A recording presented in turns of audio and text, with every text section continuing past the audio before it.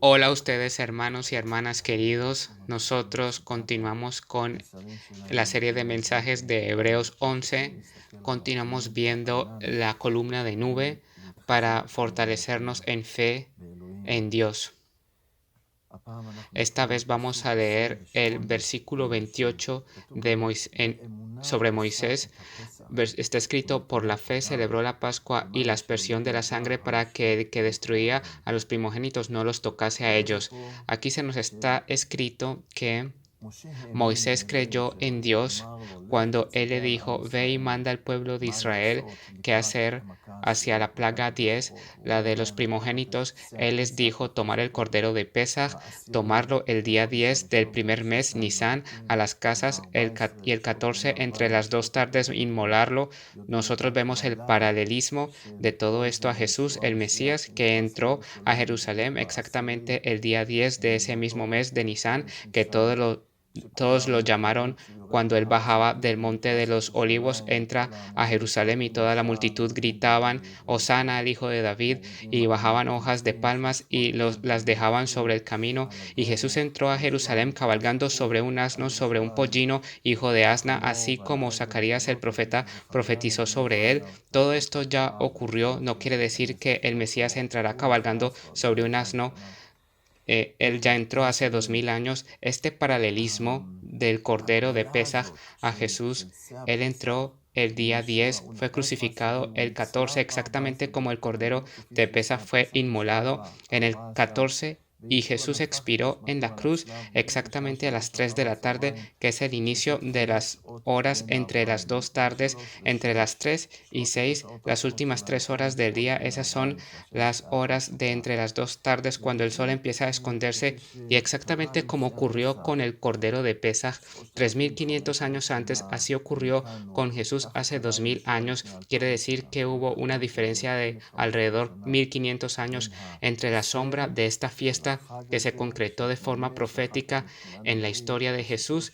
Él es el Cordero de Pesaj, así como Jesús fue crucificado con clavos a su derecha e izquierda, sus dos manos perforadas y también sus pies, y también la corona de espinas que tenía en su cabeza. Él sangró desde esos 4 puntos. Así Dios manda a Moisés poner la sangre, que los hijos de Israel la pusieran, la sangre con hisopo, en los dos postes y sobre el dintel, y el cordero mismo se inmoló en la entrada de la casa. Su sangre se derramó en el umbral de la entrada de la casa, y allí mojaron el hisopo, y de allí levantaron la sangre y pusieron en los dos postes y en el dintel. Y así tenemos los 4 puntos también de la crucifixión de Jesús. Cuando Jesús tuvo sed en la cruz, le dieron con un hisopo, le subieron algo para que pudiera succionar. Otra vez el hisopo también aparece en la historia del Cordero de Pesaj y también en la historia de la crucifixión de Jesús. Y todos estos paralelismos no son casuales. Todo lo que ocurrió en la salida de los hijos de Israel de Egipto, y todo es una imagen de Jesús. Todo quien entró del pueblo de Israel a sus casas fueron protegidos bajo la sangre, así como también nosotros recibimos por la fe a Jesús. Nosotros quedamos protegidos bajo este sacrificio que fue hecho por nuestros pecados.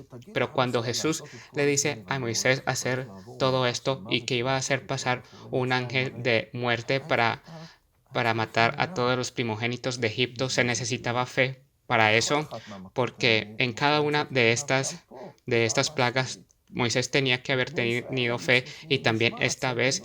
Y también los hijos de Israel necesitaban obediencia para creer. Si va a venir un ángel, ya escuchamos a Moisés 9 veces diciendo cosas, y ya vinieron 9 plagas acá a Egipto. Ellos ya estaban en un sitio que creían y que obedecían, y tenían miedo porque vieron los resultados de los otros 9 plagas, así de que hicieron esto, lo que les dijeron hacer. Pero para Moisés, tomar y decir todo esto, hacer estas cosas que parecen raras, poner sangre en los postes y el dintel, ¿qué quiere decir esto? Lo hizo en fe. Y por eso el destruidor que pasó por el pueblo de Egipto no tocó los hijos del pueblo de Israel, los primogénitos. Y así nosotros sobrevivimos como pueblo y salimos a libertad y tuvimos la tierra de Canaán, la tierra prometida, y cada uno de nosotros que recibe fe viva en el Dios de Israel y su Mesías y recibe el sacrificio de expiación cuando Jesús se sacrificó a sí mismo, como Isaías en el capítulo 53 profetizó sobre él 700 años antes todo lo que iba a pasar con Jesús, un capítulo completo, cómo él se cayó durante su juicio, cómo no se defendió y cómo murió por nuestros pecados. Él no hizo nada malo, está escrito allí, pero él murió por nuestros pecados. Está escrito allí. Yo creo en Él y yo bendigo a cada uno de ustedes, hermanos y hermanas, que recibieron la fe en Jesús, en el Mesías. Quiero animarles para continuar adelante en fe y fortalecernos en fe, porque vendrán más pruebas, otro tipo de cosas que van a venir sobre todo el mundo, sobre el pueblo de Israel, sobre la congregación del Mesías. Así que es importante que nos fortalezcamos en fe. Así que continúen leyendo y ver a la columna de nube por medio de la palabra del Señor.